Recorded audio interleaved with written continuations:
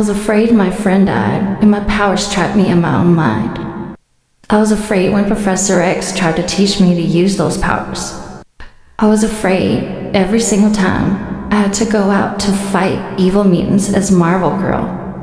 And now, I was afraid when the Dark Phoenix took control. But not because I feared the power. I'm in the White House room, or at least a fragment of it. I was afraid because it felt like a relief. Like finally, exhaling a breath I didn't even know I was holding. You shouldn't be here. Ow. That is why I resist the Phoenix. Why I diminish my abilities. Why I favored Jean Grey. Because after all that this world has taken from me, it felt safer to simply hold my breath. Are you in the White House room? And where's my sister? The in-betweener has a right to be here, Jean. It is my job to preserve the equilibrium Of all opposing forces in the universe. And you have upset the equilibrium greatly, haven't you? I'm ready to exhale. Because I'll be damned if I let it take Sarah away from me. People usually see fire and they assume that it's made for destruction, made for causing chaos wherever it goes. But when it's wielded by Jean Grey, the Phoenix, it's meant for life, creation, to go against the darkness, which is exactly what she did this year. Before last year, she finally accepted that she is the Phoenix. They've always been together no matter what has happened. They are one in the same. 2024, she was getting accustomed to using the power and trying to help out where she could and understanding her place in the universe.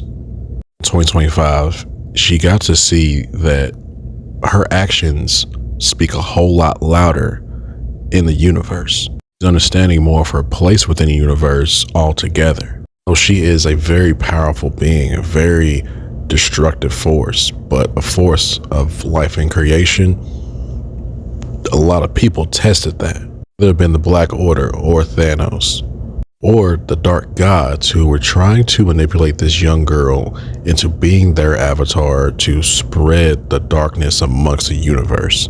Or any other person who didn't like what the Phoenix is doing, especially some of the space colonies such as the Shi'ar and the Kree. Regardless of anyone, she continued to do what she does. She continued to push, be more powerful, and just overall impact the universe. The thing that I noticed that kind of grounded Jean Grey, the Phoenix, all together was, of course, her relationship with her husband, Scott Summers. It wasn't her asking for advice on how to control the Phoenix. It was more of him just being able to help her to clear her mind, being that therapist that she needs, even if they are galaxies away from each other. But there was a lot of people who came and helped her. There had been Captain Marvel, Lady Sif, Rocket Raccoon, or Nova, who was heavily crushing on Jean Grey the Phoenix, or even Cable. Hell, she even faced judgment against the concepts within the universe, the all-powerful beings. Jean Grey's ascension to this power, to this level, has been absolutely amazing and a great read, so I hope you guys are reading this. Because 2026 is just going to continue to further her ascension to what she's doing. It gets to the point where we end up seeing some universal issues going on. You look at the hints we've gotten. Null's back, Sentry and the Void are coming back.